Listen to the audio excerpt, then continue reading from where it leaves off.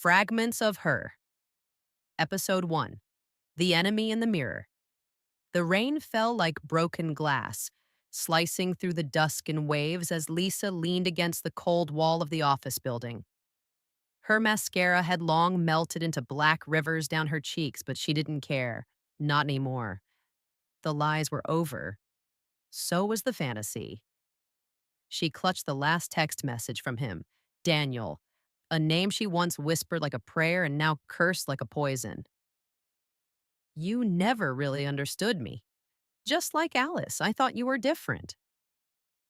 Alice. The name stabbed deeper than she expected.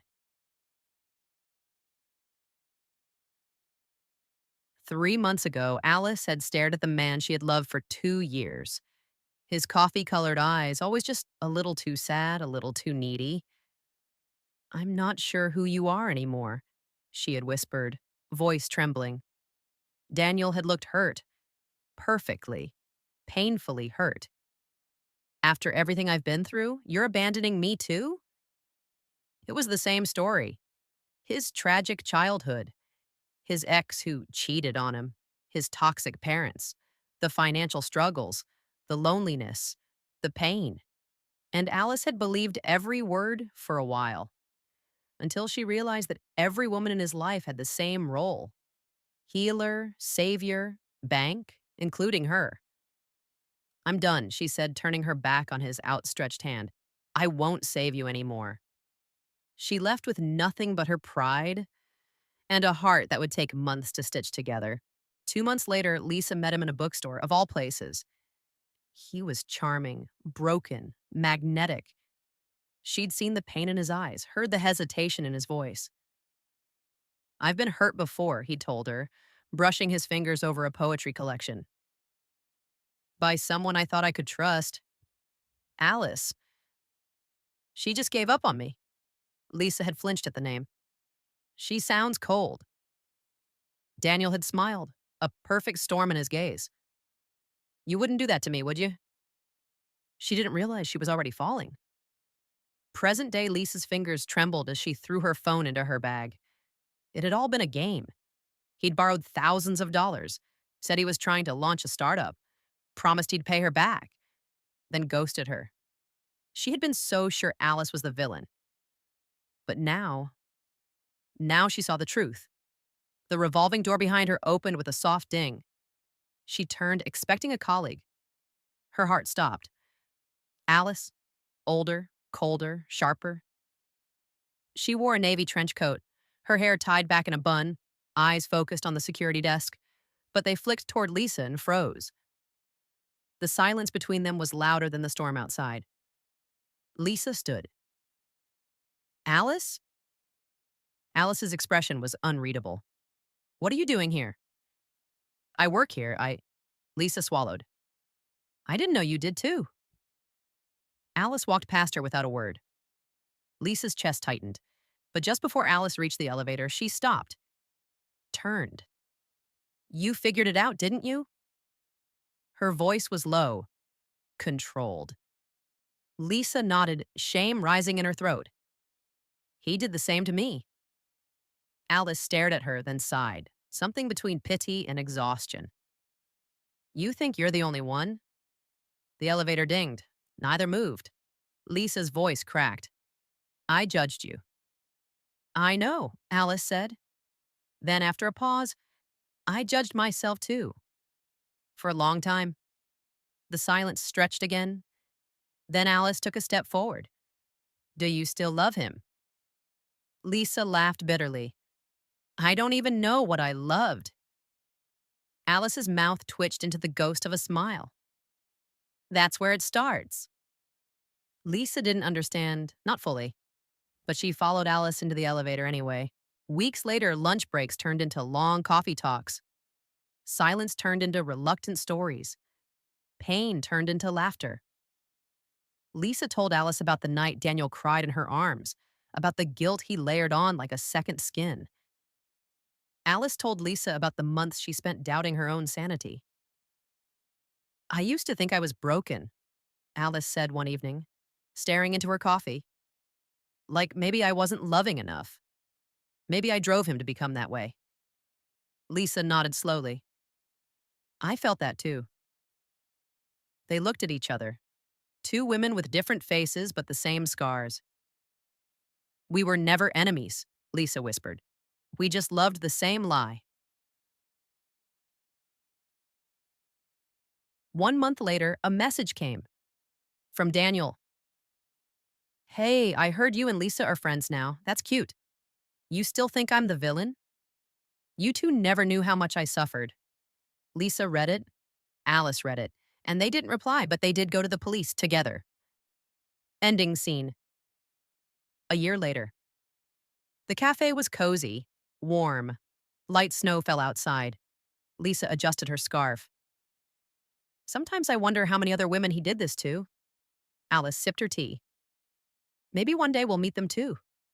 Lisa laughed. We should start a club. A sisterhood of survivors, Alice smiled. Lisa looked out the window. Do you think we would have ever been friends if he didn't happen? Alice considered it. Maybe not, but I'm glad we are. And that was the beginning of something real. Episode 2. The Mask of Mary Lisa had never believed in fate. Not really. But after Alice walked back into her life, into her pain, her silence, her trauma, Lisa couldn't ignore the change within herself. For the first time in years, someone truly saw her. No judgment, no pity, just understanding. Alice texted her often. Alice, hey, don't forget to eat lunch. I know you skipped it yesterday. Alice, you're not too much, not too little either. You're exactly enough. Alice, I'm proud of you. It was jarring at first. Lisa didn't know how to respond to kindness. She had been fed lies disguised as love for so long. She forgot what real affection looked like. But slowly, Alice became her anchor. Lisa started believing she could be more. Until one night, her phone buzzed with a name she hadn't seen in weeks. Daniel. Hey, just wondering how you're doing. I miss talking to you. You were always the kindest to me. Lisa stared at the screen, her heart in her throat, but she didn't reply. Not that night. 3 days later, another message came. I'm in a bit of a mess financially. I don't know who else to ask. If you can help me just this once, I promise I'll make it up to you. I'm getting back on my feet. Lisa felt her stomach drop. She wasn't surprised, but she was still hurt. Later that evening, she showed the messages to Alice, her voice quiet but firm. I thought I was over him, but I'm angry, not just at him, but at myself, for forgiving too quickly, for letting him walk away untouched. Alice's eyes darkened. Me too. They sat in silence, the kind that brewed storms, and then Lisa whispered, what if we didn't let it go this time? Alice tilted her head. What do you mean? Lisa smiled, but it didn't reach her eyes. Let's give him a taste of his own game. The plan they spent the next 2 weeks preparing. Lisa, the artist, designed a persona, Mary Lavelle, a fabulously wealthy widow living in Paris. She wore silk and secrets. She spoke with charm laced in mystery. And she was lonely. Alice, the strategist, built the backstory. A hidden Facebook account. Old pictures of elegant French hotels. Dozens of believable posts about charity galas, vineyards, private chefs, heartbreak. They even rehearsed how to write in slightly broken Vietnamese, to mimic a woman living abroad for decades but longing for connection back home. Then, one night, Mary sent her first message to Daniel. Mary Lavelle, xin chào, em tình cờ thấy bài đăng của anh trên một nhóm đầu tư. Em thực sự rất thích cách anh Việt. Có gì chúng ta có thể làm bạn không? Daniel replied in minutes. Wow, you live in France? That's amazing. You're Vietnamese? You seem really special. And honestly, I needed someone to talk to today. And just like that, he took the bait. Weeks passed.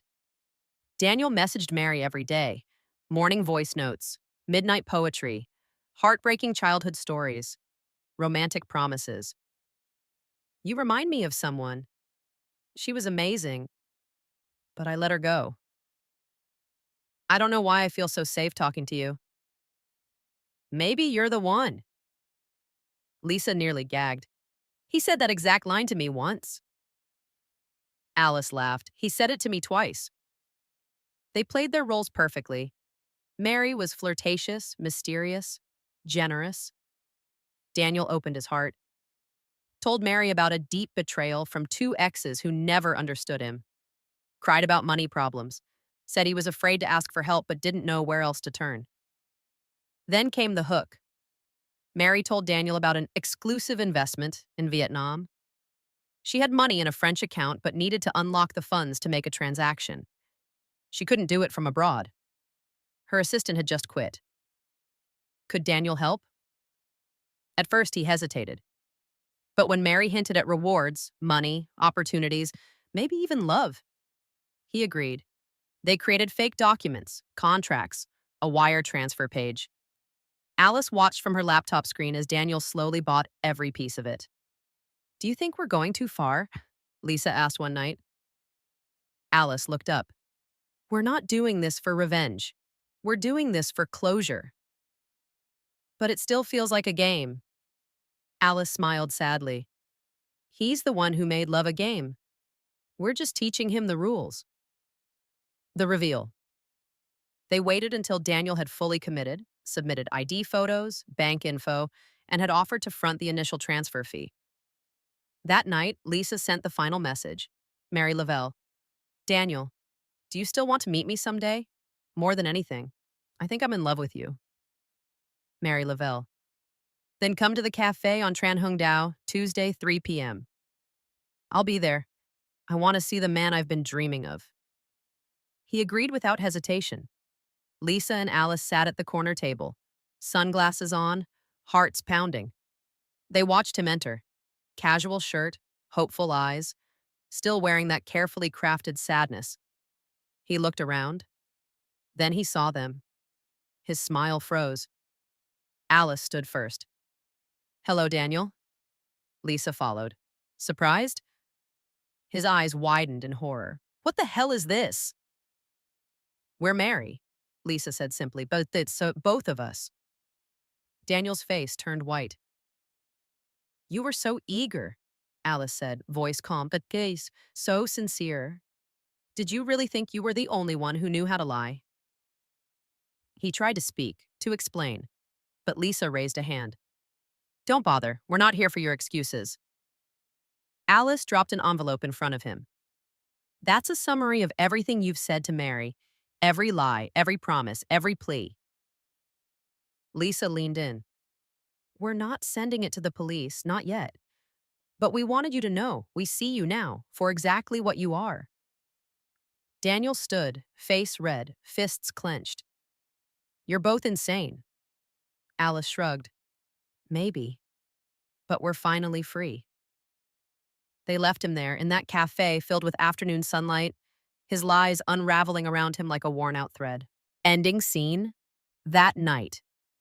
On the rooftop of Lisa's apartment, the city lights shimmered. Do you feel better? Lisa asked. Alice took a deep breath. No, but I feel lighter. Lisa nodded. He won't stop being who he is. But we did. We stopped being his victims. They clinked their glasses, water, not wine. They didn't need alcohol to feel victorious. Here's to Mary, Alice smiled. Lisa laughed. And to the best mistake I ever met. Alice grinned. Same here, bestie. And the stars above them blinked in quiet agreement. Episode 3, A House with No Labels. 5 years passed. The chaos faded, the wounds healed. Daniel became a fading scar in the background of their lives, something they no longer flinched at when remembering.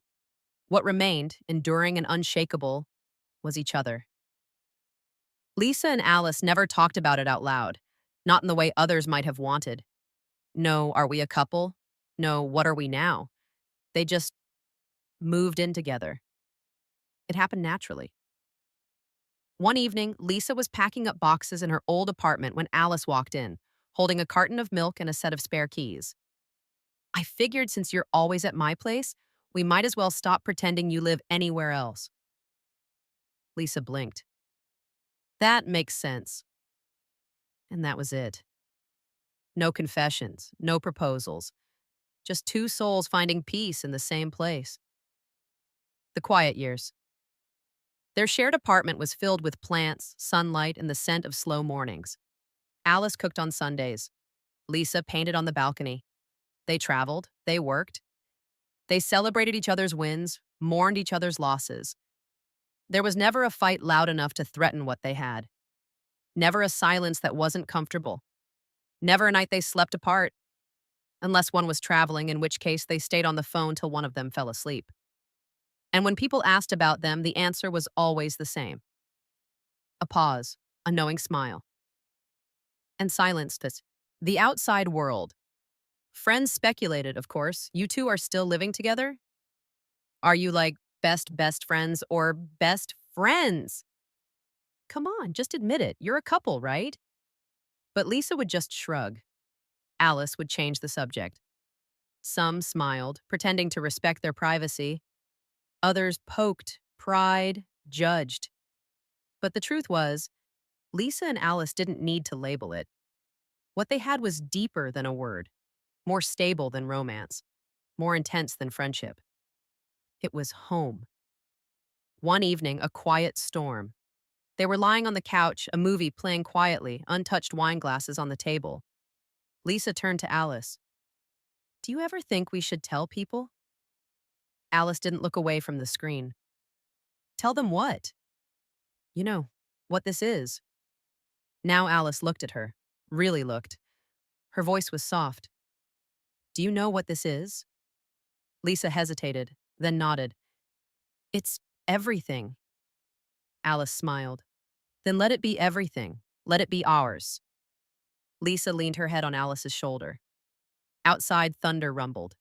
Rain started falling. Inside, they were warm, the only time it slipped. At a dinner party one night, a friend of a friend asked loudly, So, how long have you two been together? There was laughter around the table, curious eyes. Lisa froze. Alice picked up her glass, sipped slowly, then answered without a blink. 5 years and counting. There was a silence, a sharp intake of breath from someone. Then Lisa smiled quietly. Yeah, 5 years. And the conversation moved on.